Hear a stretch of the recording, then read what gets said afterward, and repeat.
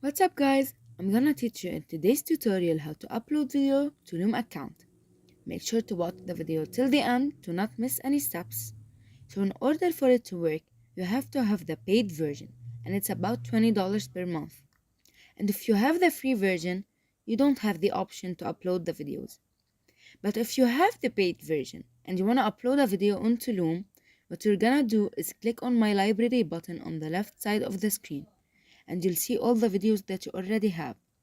Then click on the new video button on the top right corner of the screen. You will see a drop down menu and you want to click on upload a video.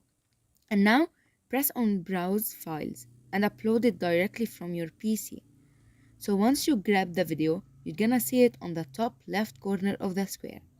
And you can add more videos by clicking on the add more button on the top right corner of the screen. And now click on the purple upload file button on the bottom left corner of the screen, and after some couple seconds your screen will refresh and it will appear right in the middle. And that's all.